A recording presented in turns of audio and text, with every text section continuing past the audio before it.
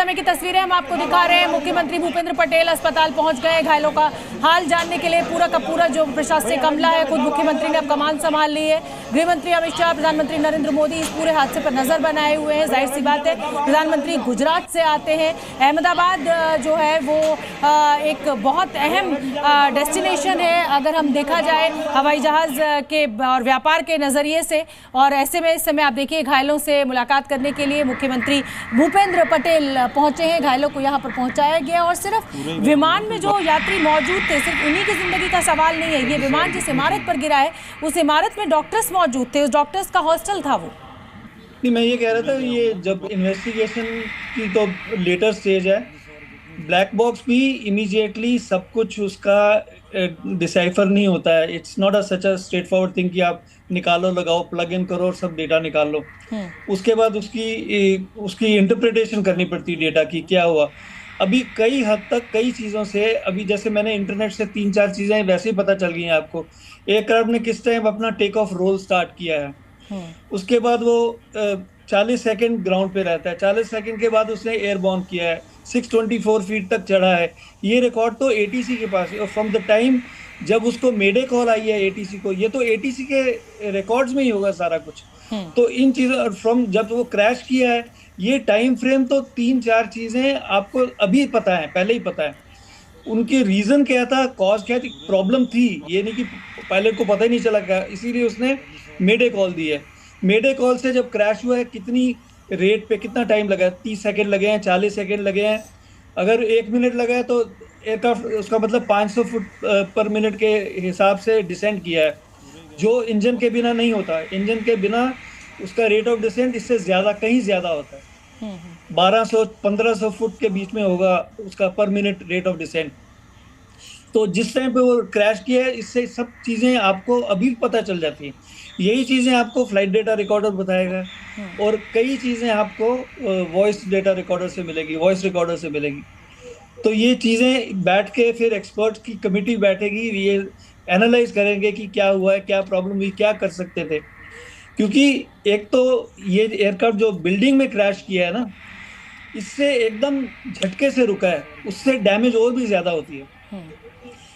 अगर आपको याद है, ऐसा लगता है सिंह साहब कि पायलट के पास कोई विकल्प नहीं बचा होगा, क्योंकि जैसा कि हमारे साथ एक्स पायलट मौजूद है, वो कह रही है कि भाई इतने बड़े विमान को आप एकदम, कोई गाड़ी नहीं है कि आपने स्टीयरिंग मोड़ा और वो मुड़ गया। तो इतने बड़े विमान को, और तब जब विमान आउट ऑफ कंट्रोल होकर डिसेंट कर रहा है, गिर रहा है, बिल्कुल बहुत हेल्पलेसनेस होती है फीलिंग। मैं भी 17,000 घंटे पायलट रह चुका हूँ, तो मेरे को भी पता है इस चीज़ों का। और तब जब आपके ऊपर 200 खुद पायलट की जिंदगी और उसके बाद 241 जिंदगियां आपकी तरफ टकटकी लगाए हुए देख रही है, 240 जिंदगियां एक्चुअली, क्योंकि दो तो एक पायलट एक को पायलट होते हैं और कॉकपिट में क्या चल रहा है वो पीछे पैसेंजर्स को पता नहीं चलता है। और ये इतना क्विक हुआ है, इतनी जल्दी हुआ है ये सब कुछ कि कोई, मुझे लगता है कि कोई कुछ समझ भी नहीं पाएगा। मेरे साथ मैम जुड़ी हुई है, अमनदीप जी। अमनदीप जी, हाँ जी, बहुत सही कह रहे हैं आप। इतने कम टाइम में ये सब हो जाता है ना कि पायलट के पास रिएक्शन टाइम जितना होता है उतने में जो वो बेस्ट कर सकते हैं वो करते हैं अपनी तरफ से। और टाइम इतना कम था, इतना नजदीक थे हम ग्राउंड के, वो इतना नजदीक थे ग्राउंड के, जमीन के, कि उनके पास बहुत ज्यादा रिएक्शन टाइम भी नहीं था। जो थोड़ा बहुत कुछ सेकंड आप खुद ही बता रहे हैं कि 12 सेकंड के अंदर प्लेन क्रैश हो गया। 12 सेकंड तो बहुत कम टाइम होता है किसी भी चीज के लिए रिएक्ट करने के लिए। मतलब किसी को कुछ समझ में भी नहीं आया होगा, इनफैक्ट एटीसी को नहीं समझ में आया होगा कि हाउ टू रिएक्ट। अगर पायलट ये कह रहा है कि साहब ये डिसेंट कर रहा है, आउट ऑफ कंट्रोल हो रहा है, जो भी उनकी टेक्निकल भाषा होती होगी, जाहिर सी बात है वो उसी में कमांड देते होंगे एक दूसरे को, तो एटीसी भी नहीं समझ पा रहा होगा कि आप करें तो करें क्या। ये पैनिक सिचुएशन है सबसे। और मुझे लगता है कि जो यात्री पीछे बैठे होंगे, देख सकते थे उस टाइम पे, और फायर ब्रिगेड नहीं, और यात्री जो पीछे बैठे होंगे उनको तो समझ में नहीं आया होगा कि नीचे जा रहा है जहाज। हाँ, उनको पता नहीं चला होगा क्योंकि कॉकपिट के अंदर ये सब हो रहा है। पायलट को पता चल रहा है कि इमरजेंसी हो गई, बिल्कुल, यात्रियों को तो नहीं पता चला होगा। अचानक इतना मेजर आग लगी होगी कि सब धुआं, किसी को समझने का भी मुझे लगता है कि मौका नहीं मिला होगा।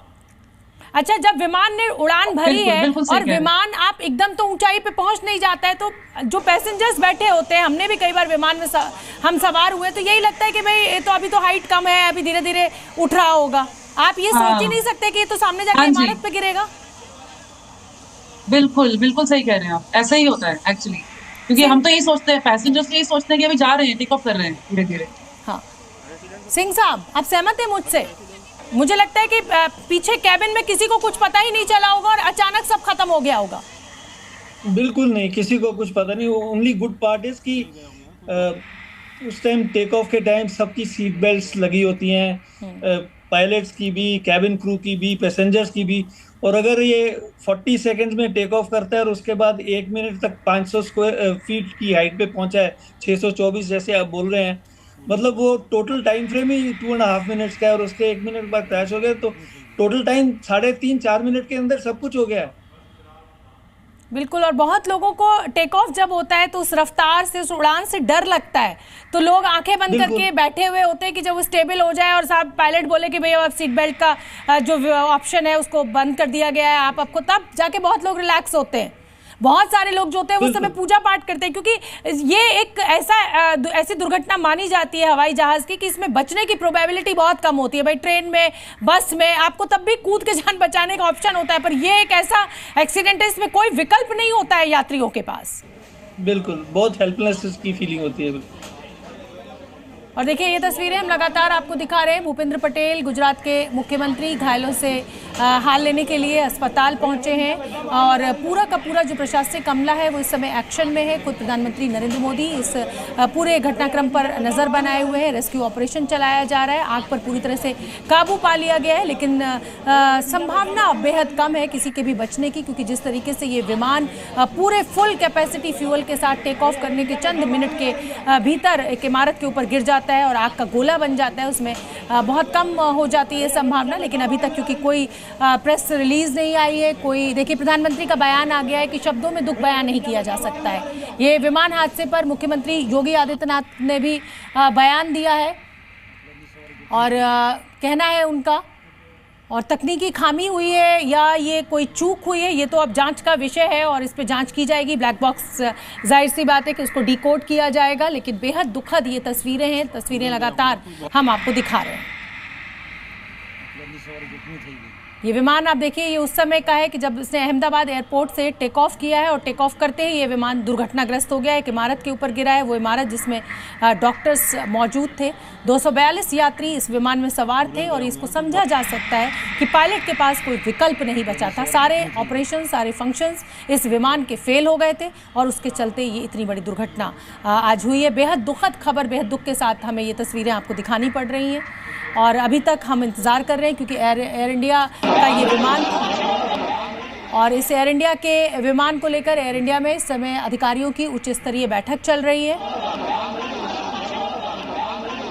ये देखिए, ये तस्वीरें भी हम आपको दिखा रहे हैं, ये उस इमारत की तस्वीरें जिसके ऊपर ये विमान गिरा है जाकर। Zee News।